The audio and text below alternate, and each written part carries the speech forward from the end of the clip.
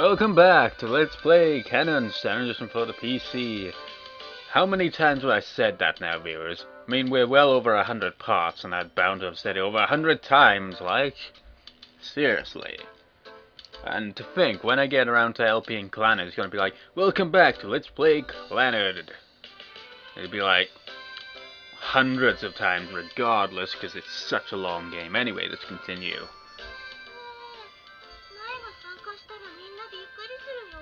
Oh yeah, and to recall of the previous episode, we're gonna get Mai to go to the ball.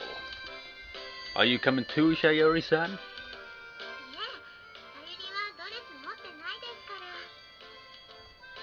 That's too bad.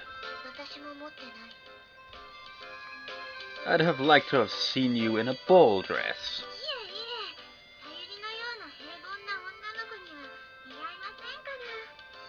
They always say stuff like that. Surely not. I'm sure it would suit you better than Mai.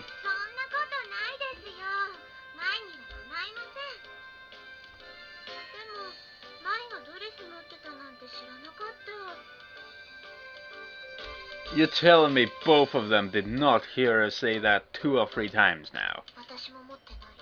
And again.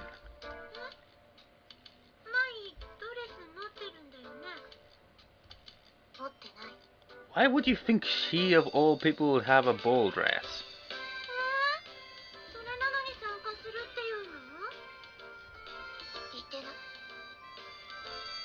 Sounds like she has a problem. But fear not, I shall arrange everything. Oh, you know it's disastrous when someone like Yuichi is arranging everything. They interrupt hastily before she can even approach denial. But I'm bluffing. Looks like the plan wasn't foolproof after all. Yeah, obviously. You never think ahead. You never think of a plan B, do you? No backup. How on earth am I going to get her a dress? In just 2 days at that. The ball is on the 20th.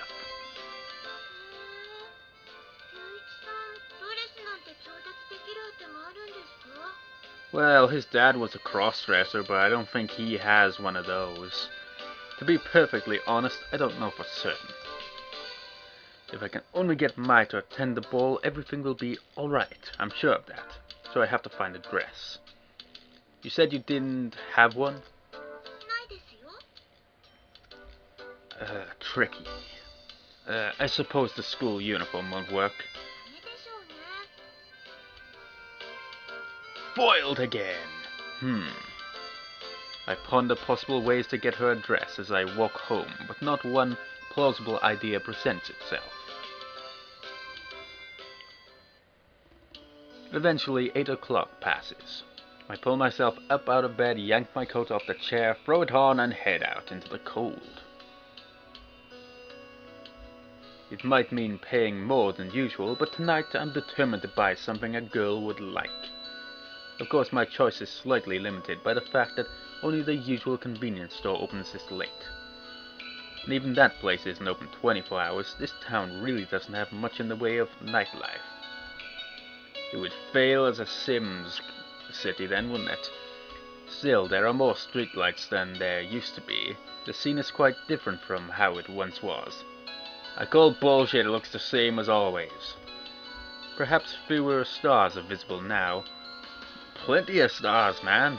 But to me, at least the sky still seems crowded. And look at them! Look at how many bloody stars there are, seriously. I never get to see any stars. I find her, armed as usual in the corridor. Hey, Mai!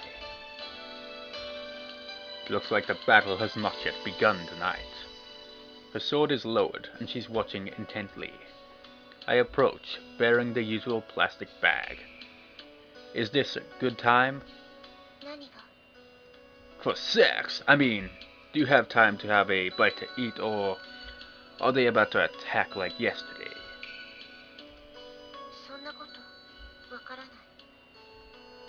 Fair enough. I guess you wouldn't be staying here all night if you did. I rummage in the bag and produce tonight's food. I've got cake tonight. I thought we could have tea and cake. Do you like cake? Personally, I don't really. It's very fattening and just a couple of bites out of cake and I'm like, ugh. Of course, you're a girl, I expect you love sweet things. Is that like a stereotype? Where they think like, all girls love things like that, right? I'm pretty sure there are girls that don't, though. Do you want strawberry shortcake or Mont Blanc, or whatever the hell that is? Thought so. Mai just strikes me as inclined to choose chestnuts over strawberries. I guess it's the complete opposite of Naoki then. I take the Mont Blanc cake from its case and, holding it in the plastic wrapper, hold it out to her. She bites the end of it. Not a good move, this kind of thing is definitely best eaten with a fork. Some of the cream with which it was decorated now decorates the tip of Mai's nose. Now she looks like she's been snorting cocaine. You've got it on your nose. She continues to eat.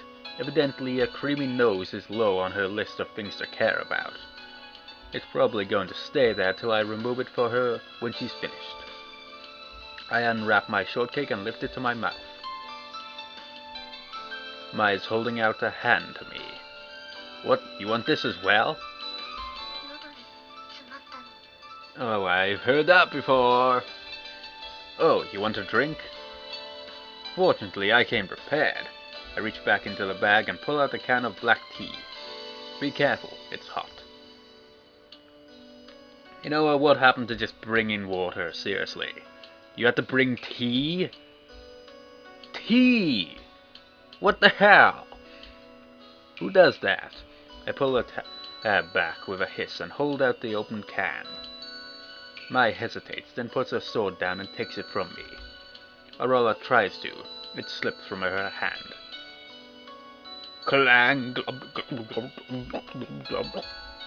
It hits the floor, rolling, its contents spilling out and spreading wide.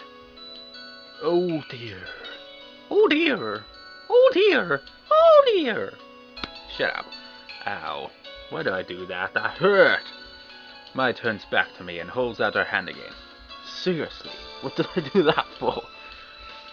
I'm afraid I only bought one. Her face like, no, you didn't say that. Aw, she got hiccups. She begins to hiccup. At the same time I hear a soft, disturbing hiss. This is turning out to be an unlucky night. Foolishly as it seems to me, Mai crams the remainder of her cake into her mouth and readies her blade. Hey, be careful, Mai! Replying only with another hiccup, she speeds off. She skids around the corner and disappears up a passage. I can only stand and wait. Screech! That wasn't a shrill, metallic sound, was it? Fills the air, and Mai skids into view at the end of the hall as though hurled backwards. Then she turns back towards me and hurries up. Well? I see her give up the struggle, and she pops into the nearby restroom. She emerges, wiping her mouth. Mai? But she only glances at me, then turning on her heels, is off again, leaning forward for speed. She bounds away down the corridor and leaps out of sight.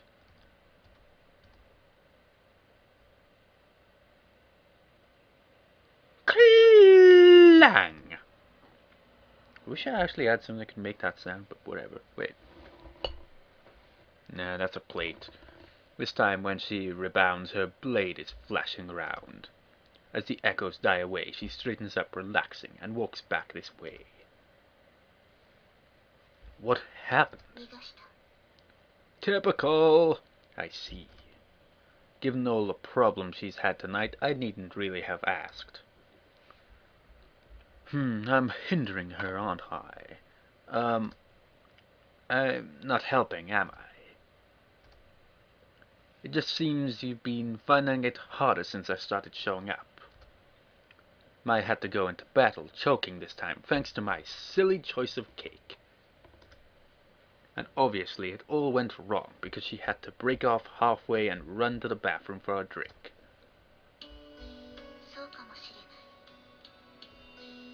She replies curtly, I thought so. Mai isn't given to beating about the bush, so I can be pretty certain that if she says I'm hindering her, she really thinks that. I'm disheartened. I thought I was doing her a favor by showing up, and she's as good as told me it was a waste of time. Mai wasn't relying on me. I thought she was lonely, but company was the last thing she wanted. Given that the only reason I came was that I thought I might be of some use. Now that I've been told I am in fact only getting in the way, my reason for being here is basically gone. What? What did you just say?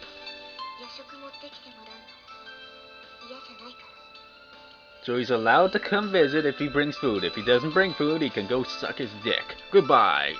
See you next time.